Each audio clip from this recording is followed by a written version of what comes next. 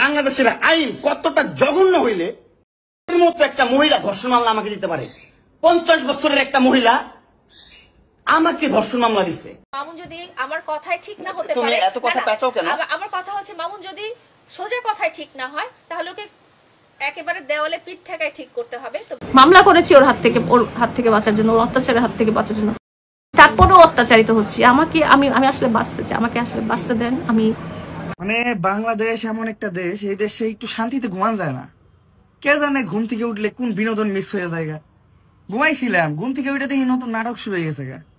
জীবনে অনেক নাটকই দেখলাম, কিন্তু কালকে মামুন আর লায়লা যে নাটকটা দেখাইলো, এইটা আমার জীবনের দেখা সবচাইতে শ্রেষ্ঠ নাটক ছিল। এ বুইরা বেড়ি কত নাটক জানে রে, নাটকে লাগে বুইরা বেড়ি সারা রে। আল্লাহই জানে এইবার লায়লা মামুনের সুলাসুলি কতদিন আমাকে সহ্য করতে হয়। ও এখন তো আবার নতুন আরেকজন যুক্ত হইছে, বেটির নামটা জানি কি গাইস। হ্যাঁ, হ্যালো গাইস, কেমন আছো তোমরা? আশা করি প্রত্যেকেই ভালো আছো। বরাবরের মতো আমাদের নতুন আরেকটি ভিডিওতে আপনাকে স্বাগত। আজকের এই ভিডিওতে দেখতে পারবেন রিসেন্টলি মামুন ও লায়লার নতুন নাটক। এই নাটকে আছে ভরপুর বিনোদন, আর এই নাটক কিভাবে শুট করা হয় তা দেখবো। আর এই নাটক নিয়ে ওমর অন ফায়ার কি বলেছে, মুনির কি বলেছে তা দেখবো আজকের এই ভিডিওতে। এখন আর করি না দেরি, চলুন আপনাদের নিয়ে ভিডিও শুরু করি। মেয়েদের বাসায় যাও, নাহলে নরসিংদী যাও, যেখানে যাচ্ছিলে সেখানে যাও। তোমার কাপড় চোপড় দিবা? অবশ্যই নিব, দাও ব্যাক করে দাও। একটা ছেলে কতটা অসহায় হইলে নিজের চেহারা সম্পর্কে এইসব কথা শুনে, এই বেনিমুখ চেহারা নিয়া, এই শালতল মুখ চেহারা নিয়া সে আমাকে বলে আমাকে নাকি কুলিদের মতো লাগে। হ্যাঁ, ওমর মামুন ও লায়লাকে উদ্দেশ্য করে কি বললো দেখুন। মানে বাংলাদেশ এমন একটা দেশ, এই দেশে একটু শান্তিতে ঘুমান যায় না। কে জানে ঘুম থেকে উঠলে কোন বিনোদন মিস হয়ে যায়। ঘুমাইছিলাম, ঘুম থেকে উঠে দেখি নতুন নাটক শুরু হয়ে গেছে। মানে বাংলাদেশ একটা স্টার জলসা, আর এই স্টার জলসায় কয়েকটা অভিনেতা আছে, এরা রেগুলারলি নাটক চলে। ঠিক আছে, নায়ক আছে, নায়িকা আছে, সাইড নায়িকা এন্ট্রি নেয়, সাইড নায়ক এন্ট্রি নেয়, ভিলেন এন্ট্রি নেয়, ধরাধরি হয়, সারাসারি হয়, আবার ধরাধরি হয়, আবার সারাসারি হয়। মানে এই দেশে শান্তিতে থাকবার দিবে না। মানে তোমাকে লজ্জা নাই মাইনা নিচ্ছে, আমাকে তো লজ্জা আছে ভাই। মানে এগুলা মানে করে হেরা দেখি আমি শরম করে, আমার একে তো শরম নাই। তার চেয়ে বড় কথা হলো ভাই, ঠিক মতো গাইলো দিয়ে আরি না ভাই, ফেসবুক ভিডিও ডিলিট করে দেয়, কমেন্টে গাইলাম আইডির সমস্যা হয়ে যায়। থাকবো না এই দেশে, যাইতে থেকে আমি। তোমরা ভালো থেকো, তোমরা এই নাটক চালাইও, আমি থাকবো না। আরে লায়লা মামুনকে বাড়িতে ডেকে এনে দেখেন কি করতে বলে। তোর বাসায় ঢুকতে না দিলে, তোর বাসায় শুইতে না দিলে আমি কই থেকে আসছি? আপনার যোগ্যতা আছে তোর বাসায় ঢুকার? তুই তোরে কাঁদছস আমারে? তোমাকে আমি কোথায় ডেকে আনছি? তোরে না মামলা তুলবি না, তুই কস তোরে না মামলা তুলবি না। দলা বিলে মামুন ও লায়লাকে নিয়ে কি বললো দেখুন। আল্লাহই জানে এইবার লায়লা মামুনের সুলাসুলি কতদিন আমাকে সহ্য করতে হয়। ও এখন তো আবার নতুন আরেকজন যুক্ত হইছে, বেটির নামটা জানি কি গাইস। হ্যাঁ, আপনি লায়লাকে ছেড়ে দিয়ে দুধ দিয়ে গোসল করেছিলেন, আবার লায়লার কাছে কেন ফেরত গেলেন? আরে কিসের জন্য গেছে এটাও কি আপনি জানেন না? এতদিন যা টাকা নিছিল সব ফুরিয়ে গেছে, এখন আবার টাকা নিতে এসেছে। ঠিক বলেছো। আর এরকম লায়লা আমি দিনে 101টা জন্ম দিতে পারি। I am the Prince Mamun, I can create Laila. তাও আবার লায়লার পেটে, তাই না? কি বলছিস তুই? মামুন ও লায়লার নাটকের মধ্যে এই মায়াটাও নায়িকা হিসাবে ঢুকে পড়েছে, এই জন্য আজকে নাটক এতটা কাহিনী হয়েছে। আমাদের বরিশালের মেয়ে অনামিকা ঐশী সবার ক্রাশ, সবাই তো তাকে চেনেন। সে ঢাকায় মামুনের সাথে একা রুমে ঘষাঘষি করতে গিয়ে হয়ে গেছে ভাইরাল। আমাদের বরিশালের মান সম্মান তো খেয়ে দিলি। না, বরিশালের মান সম্মান খায় নাই, বরিশালের মান সম্মান বাড়িয়ে দিছে।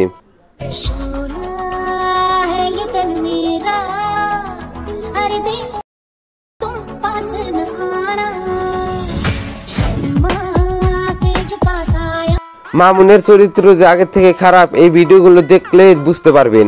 দুষ্ট কোকিল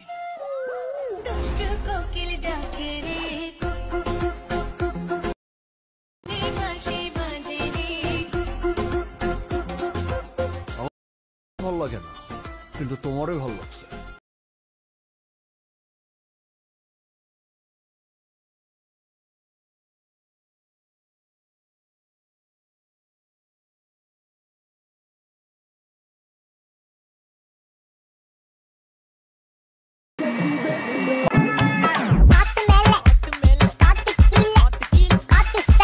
আর এরকম মামুন আমি দিনে 101টা জন্ম দিতে পারি। I am the princess Laila, I can create. তাই মামুন তোমাদের পেটে লায়লাকে জন্ম দিবে। লায়লা মামুন কত সুন্দর অভিনয় করে রে, কিন্তু অভিনয় তো অনামিকায় সেরা রে। এত বুলা বলা মাইয়াডা, আসলে অভিনয় সেরা। মামুন ও লায়লাকে নিয়ে ধলাবিলাই কি বললো দেখুন। বেডির বাড়ি, বেডির বেডরুম, বেডির খাট, বেডির রিল্যাক্স হইয়া থাকবো না, যা মালা তা করবো। তোর এটি দেখান দরকার আছে? হ্যাঁ, তোর এটি লাইভে দেখান দরকার আছে? তুই দেখানোর কে রে? লায়লার দিন শেষ, আমার পিস মামুনের দিন শেষ। অনলি ওয়ান বললে কি মুন্নার বাংলাদেশ, আপনারা কেউ কাজটা বার্তা নাই। আমার পিস মামুনের দিন শেষ, লায়লার দিন শেষ, বললে কি মুন্নায় কি রক্ষা পাইব। কি সুন্দর মামুন ডেকে বলে মামলা না দিলে কে বলে কি বলে করে না লাইলারে। আব্বা আমি মার ফেডাইছি কেমনে? আকাশের তো একটা ফুরিয়েছে, ফুরিয়ে তোর মার ফেটাইতে টুকা দিছে, পরে তুই ফেটে দিতে আয় বলছিস। বেশ শালা লাগালাগি সিস্টেমটা দিলে বন্ধ হয়ে গেল। ভাই এটা কোন দিন কথা? লাগালাগি সিস্টেমটা কি আমি তো বুঝতে পারি না, আপনারা কি কেউ জানেন? তাহলে কমেন্টে বলে যায়েন। একটা মানুষই তো চাইছিলাম, পুরো দুনিয়া তো আর চাই নাই। আমি যারে চাইছিলাম তারেও আমি পাই নাই। এখন আমরা দেখবো লায়লা ও মামুনের এই নাটকগুলো কিভাবে শুট করা হয়, যার মধ্যে ভরপুর কাহিনী থাকে আর সেই কাহিনী দেখে সবাই কাঁদতে থাকে। চলেন দেখে আসি বাটপার বন্ধুর বিহাইন্ড দ্য সিন গুলো। কি কে তালাক দিবে? হ্যাঁ বুঝি এই কথাটা, আবার বলো দেখি। অ্যাকশন। ঠিকই তো, তুমি লাইন না দিলে ওরা বাসায় ঢুকলো কিভাবে, আর ওদের হাতে লাঠি আসলো কিভাবে? হ্যাঁ তুমি সব নষ্টের মূল। অ্যাকশন। ঠিকই তো, তুই না বলে ওরা কি সাহস পায়? তুই তো সব নষ্টের মূল। আর এই তোমরা এই পাশে চলে আসবে। অবশ্যই আপু, আমরা তো তোমার দলে, ওরে তো আমরা তিনজন। অ্যাকশন। ঠিকই তো, তুই তো সব নষ্টের মূল। তুই না হলে তোরা সাহস পায় না বাসায় সেগুলো করা। অ্যাকশন। আর তোমরা তোমাদের কি প্যান দিয়ে বাদ দেওয়া লাগবে নাকি ওরা ধরবা? কি কও আপু, আমরা তো তোমারই দলে, ধরো ওরে। মানে এটা কোনো কথা? সত্যি 100% সত্যি। লায়লাকে উদ্দেশ্য করে একটি ফানি ভিডিও বানাইছে দেখুন। তুই আমার প্রশংসা করবি না, তুই তো আমার প্রশংসা করবি না। তোরে না দিলে তুই আমার প্রশংসা করবি না, তোরে টাকা না দিলে তুই আমার প্রশংসা করবি না। প্রিন্স নয়ন আসছে। হ্যাঁ আমি আসছি, তুই আমাকে নিয়ে আইসা আমার এখানে অপমান করতেছ। 14 নম্বর আমার চেহারা নিয়ে তুই কটূক্তি করতেছ। 14 নম্বর কি বলবি? তোর মাই তো আমারে বলে আমার নাকি মেথরের মতো লাগে। হ্যাঁ তুমি আমার পার্সোনাল বাগানে কি করো? আমি তোর পার্সোনাল বাগানে আসছি, তুই আমার নিয়ে আসছস।